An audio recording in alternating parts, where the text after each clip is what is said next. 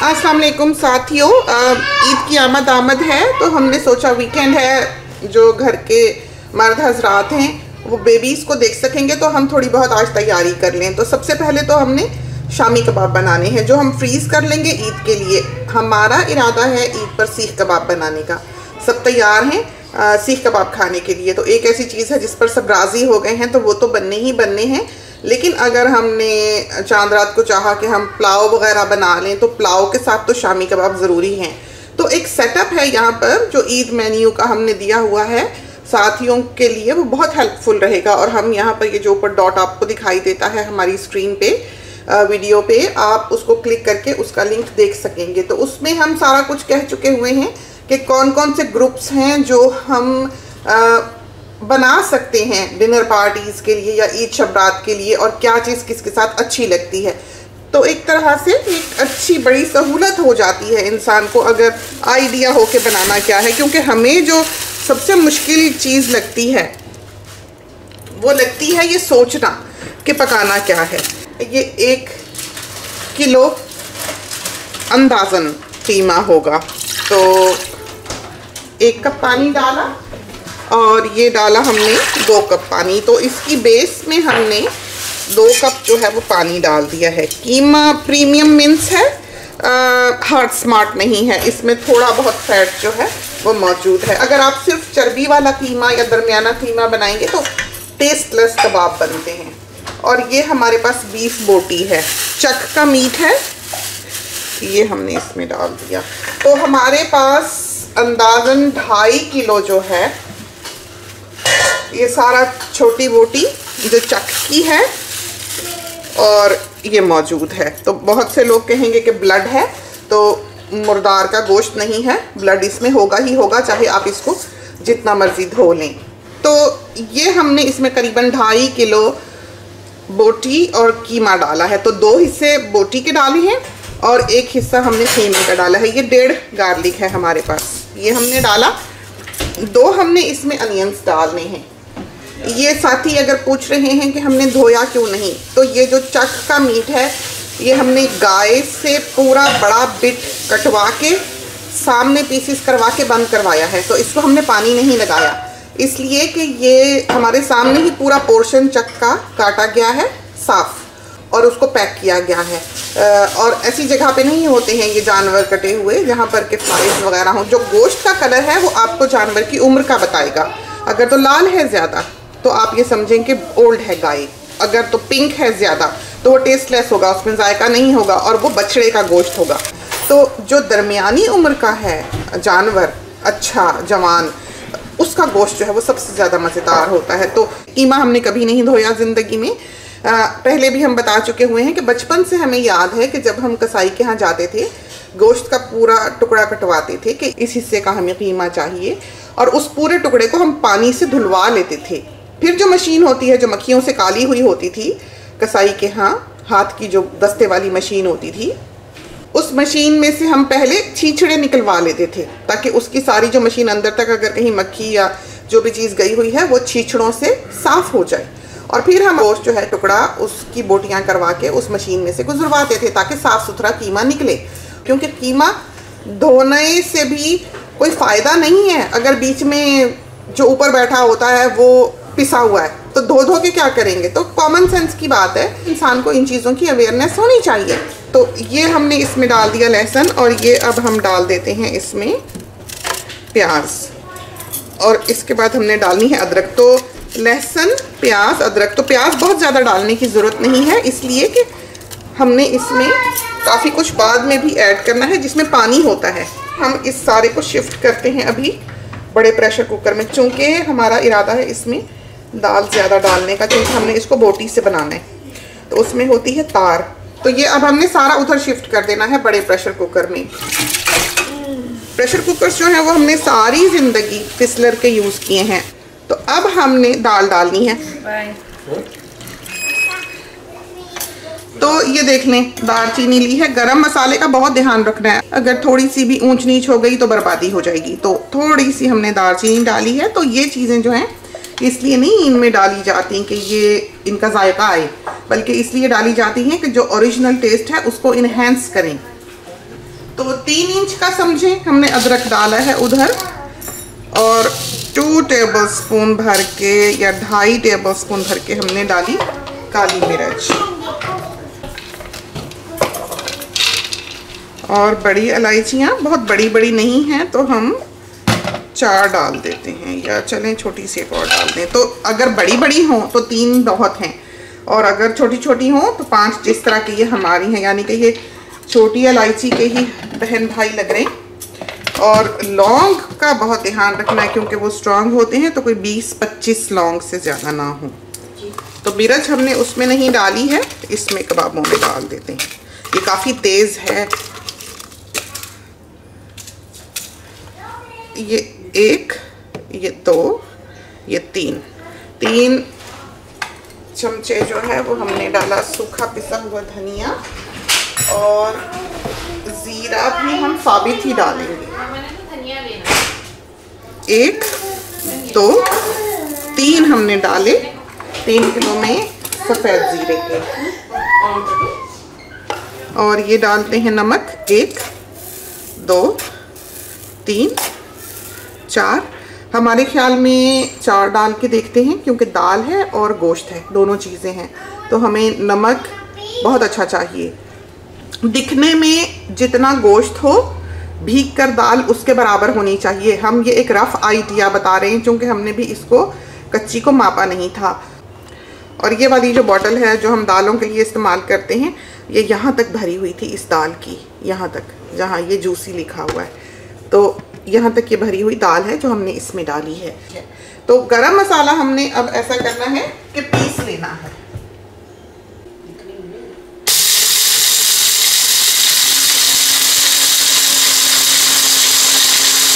हमेशा हमारा ही काम होता था ये कबाबों का कीमा जो है वो पीसना, और यहाँ तो खैर मशीनें हैं तो वो सिल का तो मुकाबला नहीं कर सकती।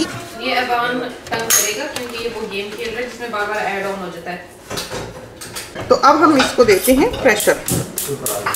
ये प्रेशर कुकर खोलते हैं। अब प्रेशर नीचे हो चुका हुआ है, काफ़ी भारी है।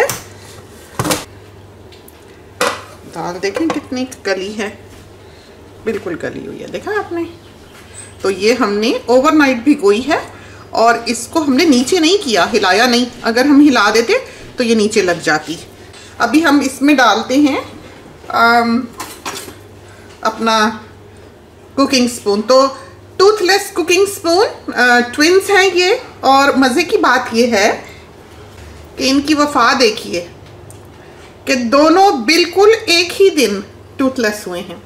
तो हमें बहुत पसंद है ये, इनको अभी भी हमने इस्तेमाल करना नहीं छोड़ा है, और ज़िंदगी भर ये हमारे साथ रहे। और हम इन्हें डिश वॉशर में डालते हैं। खैर देखें कब तक चलते हैं। तो अब इनको हम अंदर डालते हैं और देखते हैं कि पानी कितना है। तो इसमें देखें इतना पानी है। तो अब हमने क्या करना है कि आंच जो है वो ऑन करनी है, और इसको हिलाना नहीं है। अगर हम इसको दाल को नीचे कर देंगे तो ये मशी हो जाएगी और ये जल जाएगी। और पानी सुखाना इसका ज़रूरी है।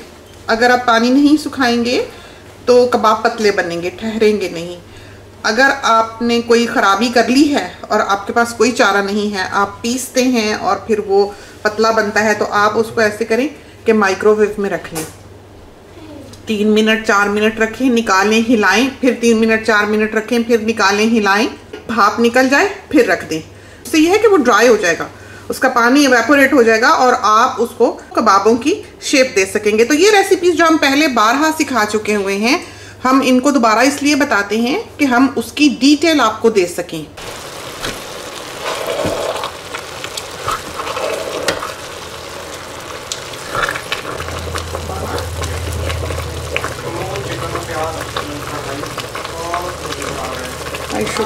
तो ये हरा मसाला जो हमने कबाबों में डालना है, हरी मिर्चें जो हैं वो भी हमने इसमें डालनी है।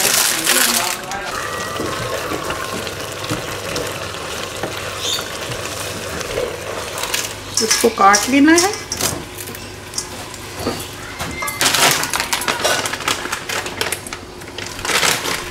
और हरी मिर्चें,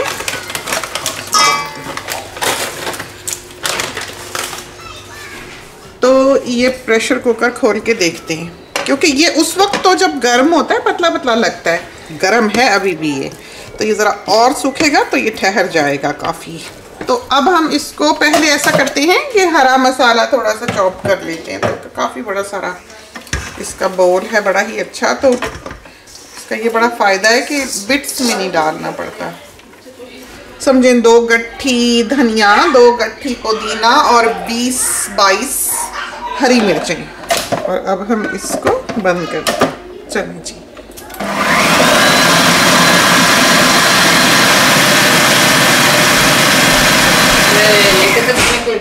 तो ये बड़ा अच्छा हमारा, ये देखें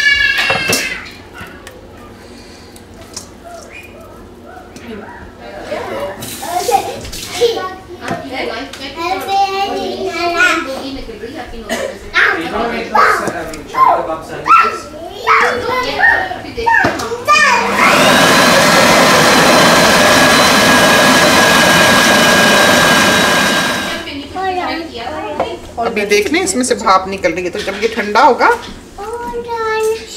ये इतना हो जाएगा कि हम इससे कबाब बना सकें, मज़ेदार बनाए।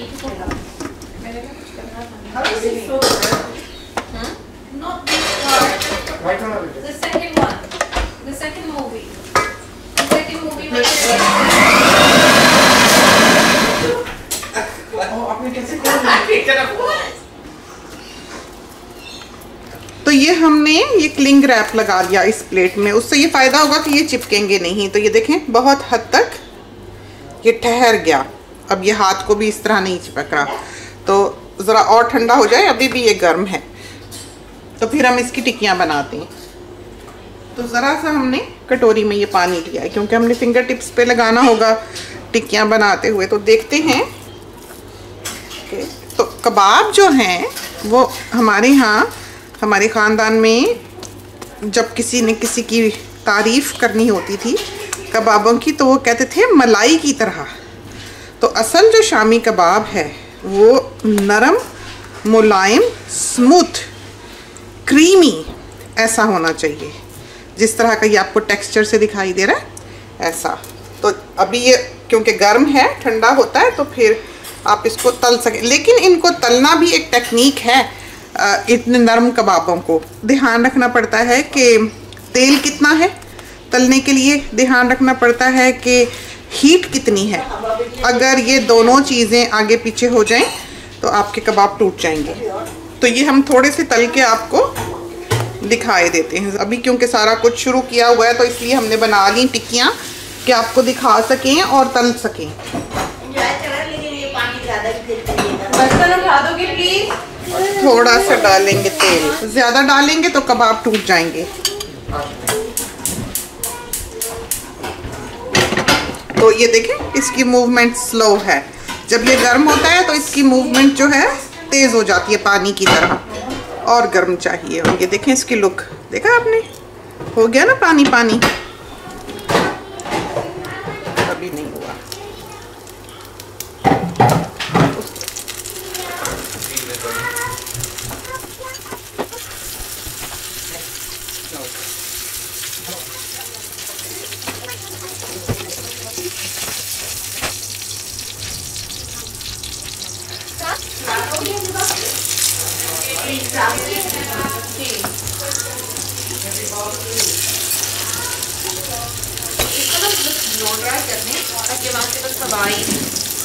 तो बिल्कुल ताज़े ताज़े गर्म ही हमने तल लिए, ठंडे भी नहीं होने दिए कि ठीक से ठहर जाएं। लेकिन आप देखें कोई कबाब नहीं टूटा। अगर ये टूटता तो इसके तेल में उसका चूरा शामिल होता जो कि जल जाया करता है। तो इसमें से अब हम जो सबसे पहला कबाब है वो ये वाला था। तो हमने सबसे पहले इसको पलटा था, इसको नीचे से देख लेंगे। आप ये देखें, देखा इसकी जो लुक है वो पुफी सी है, फुली फुली सी है। आपको समझ आ जाएगी कि ये तैयार है, बिल्कुल रोस्टेड खूबसूरत। इसको उतारते हैं। उतारते भी हम वैसे छुरियों से ही हैं, दोनों बटर नाइफ से ही इनको पलटते हैं। उससे ये होता है कि साथ वाला जो कबाब है वो ज़ख्मी नहीं होता। तो ये देखें हमने आपको तल के भी दिखा दिए। तो हमने आपके सामने ये सारा कुछ किया है कितना नरम था जो दिखाई दे रहा था, नीचे बिल्कुल नहीं लगा। कुकर धो दिया बहू ने, रख भी दिया सोनी ने, तो वो भी काम खत्म हुआ। तो ये अब हमारे तल के कबाब जो है वो बिल्कुल तैयार हैं। ये हमने ईद के लिए फ्रीज़ करने हैं, अभी टिक्कियाँ बना के हम इनको फ्रीज़ कर लेंगे। तो एक और क्लिप है जिसमें हमने कबाब बनाकर फ्रीज़ करना भी सिखाया हुआ है। तो ये रहे हमारे कबाब, और इसमें से जो ज़रा सा ठंडा हुआ है वो हम आपको दिखा दें तोड़ के भी। ये देखा ऊपर कितना अच्छा इसके पूरा अंडे का क्रस्ट है, और क्या नरम कबाब है ये देखें। तो कबाब यूँ होना चाहिए। हमने जो ज़माने में देखे और खाए हैं वो सख्त होते हैं, बिल्कुल गत्ते की तरह। तो कबाबों का टेक्सचर जो है वो नहीं होना चाहिए। कबाब यूँ मलाई की तरह होना चाहिए, ऊपर से क्रिस्पी और अंदर से सॉफ्ट। तो ये थी हमारी ईद की सबसे पहली तैयारी जो हमने की है। तो खुदा करे कि ये आपको पसंद आई हो। इसके साथ ही हमें इजाज़त दीजिए। अल्लाह हाफिज़।